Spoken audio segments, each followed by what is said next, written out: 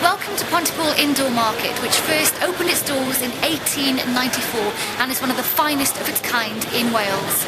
So it's only fitting that today it pays host to Eddie Butler, former Welsh and Pontypool captain, who is here to sign copies of his latest book, The Greatest Welsh 15 Ever.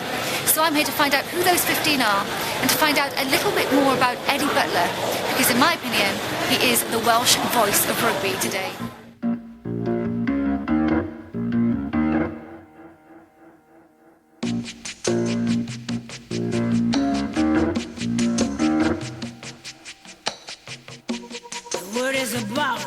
There's something evolving. Whatever may come, the world keeps revolving. They say the next big Eddie Butler and Pontypool. A gentleman. He played for the Athletic. Second team, and always comes back to Pontypool to do anything, didn't he, Albert? Yeah. He's always happy to be coming back to Pontypool to help the side, isn't he?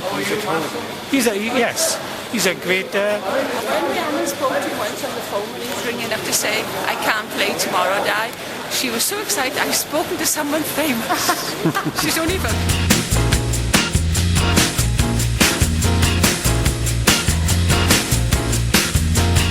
If you could choose one of the 15 to put in there, who would one of your 15 be to put in this book?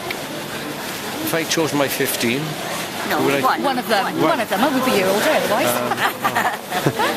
I can choose up from 60 years, you know, but I think myself that I would pick Cliff Morgan.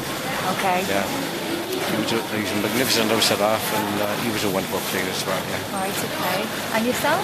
Well, apart from rugby, I always like Eddie Butler's other programmes, you know, going around Wales history and... Yeah, I do as well. I see like different places. Yeah, it's interesting, isn't it? So what do you think rugby brings to a community such as Pontypool?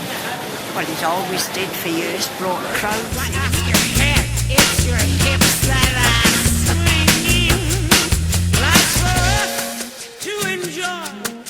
Woman, man, girl and boy, feel the pain, feel the joy. And sidestep the little bits of history repeating.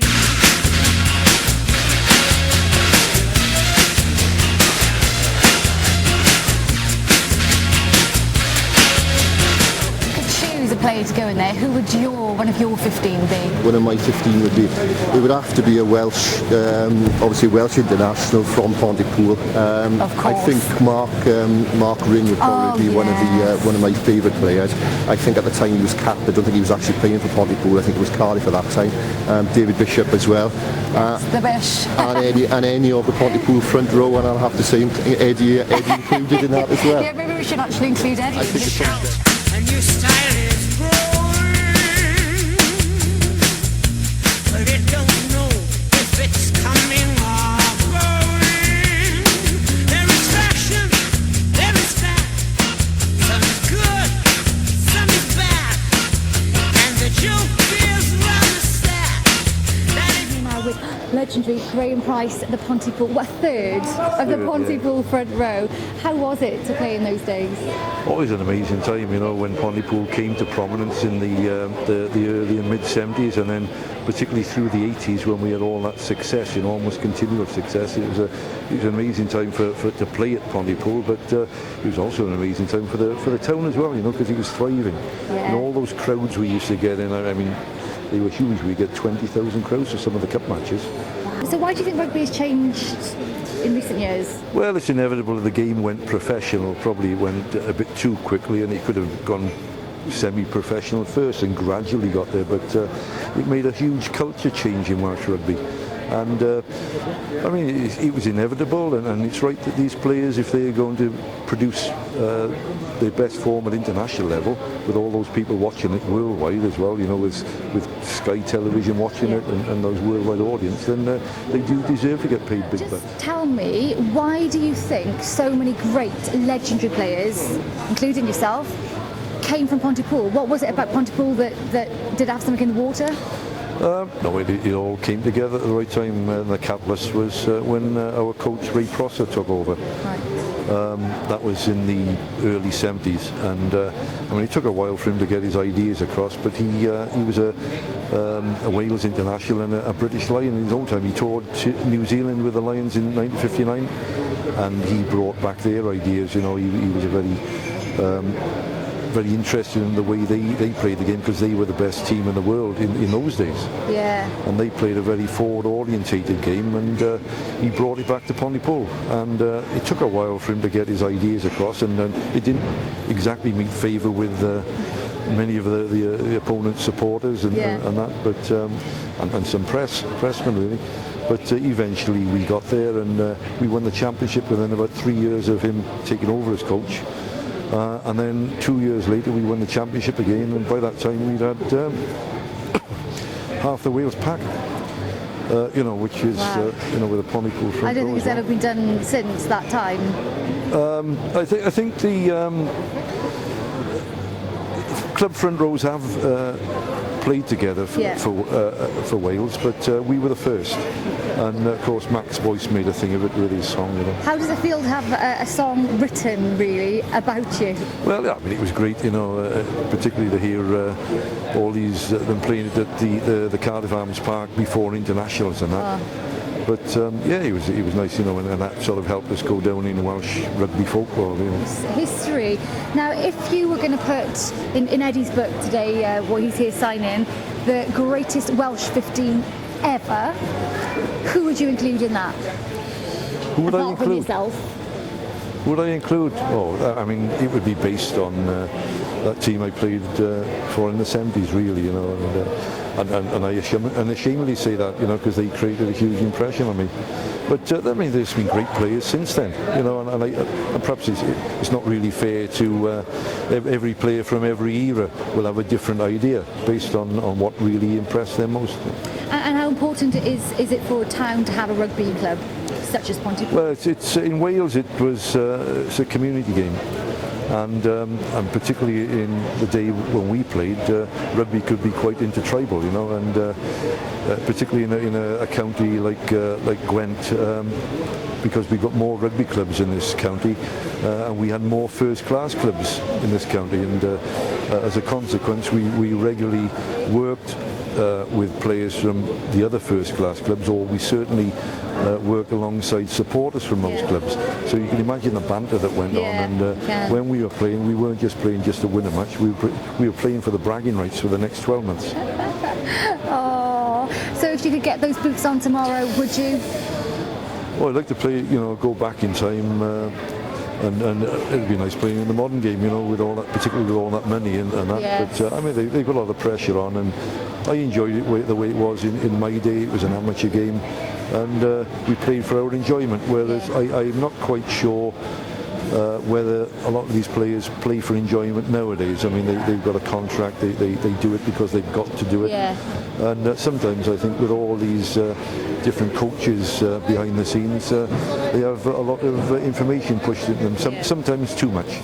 Maybe they need Ray Prosser on their side. Well, he had a different way of putting his point across, and although he had his own sort of language, and when he was queried about why he called players what he did with the terminology he did, he said, well, they're really terms of endearment. But it got the best out of you. Well, it got the best out of us, yeah. I mean, we're afraid not to. Well, thank you for taking the time to talk to me. Are you looking forward to reading Eddie's book? Yeah, I'm hoping somebody's going to buy it for Christmas for me, so... hint, hint. Yeah. Whoever's watching. Thank you so much.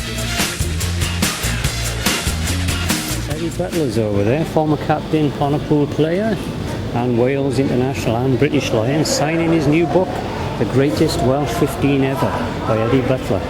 I don't know who's in the book yet, it's a mystery, I'll be talking to Eddie later. But if you could pick one of your 15 to go in the book, who would you put in there? Undoubtedly David Bishop, legend, walks on water, and possibly the entire Pontypool pack. Nobody else from any other club? Nobody from West Wales. Anyone from Newport? Definitely not. It's legendary.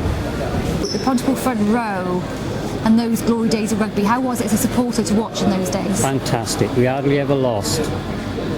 I remember one season we played 50 games, we won 46, drew 2, and the 2 we lost were by 1 point. Oh. Incredible. We're virtually unassailable, the best team in Britain. So what would it mean if we didn't have a team? Disaster. Nothing. I would not follow anyone else. Can't even think about it. We'll always have a team. Good. Thank you very much. Pleasure.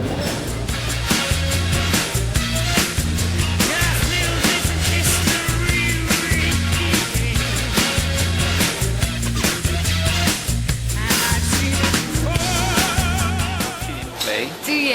Excellent when they had a good team, fabulous team. You know, best forwards in the world. I would have thought.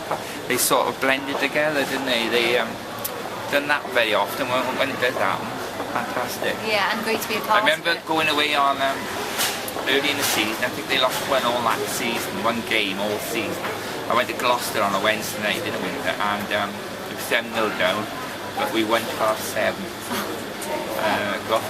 And they were just magnificent, and of course they went on that season to beat everyone. Oh, it's fab, isn't it? So when you hear Eddie's voice on TV now, what do you think? What does it make you think?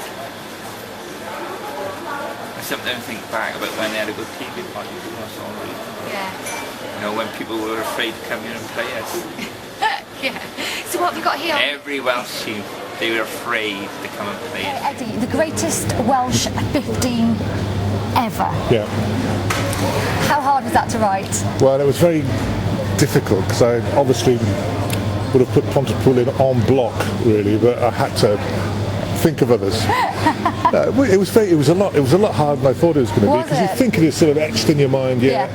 Every position has your favourite, and then when it came to writing it, you suddenly looked at the alternatives, and I thought it was very difficult. Very difficult. Even the sort of JPR positions and the Gareth Edward positions, you suddenly start thinking of Terry Holmes and Keith Jarrett and Lewis Jones. It was very tricky. And I can imagine that it must be quite hard, because obviously you can't really compare older players to our generation of world rugby now. No. So how difficult is that?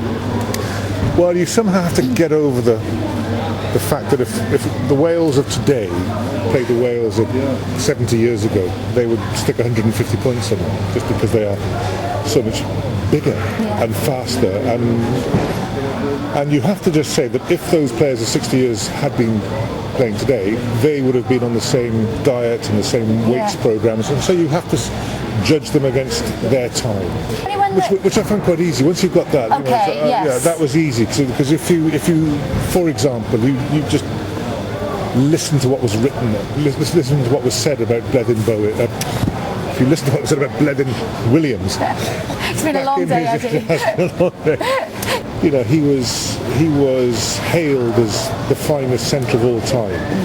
So I thought that stood the test of time. Yeah. And people who saw him play, speak in hushed tones.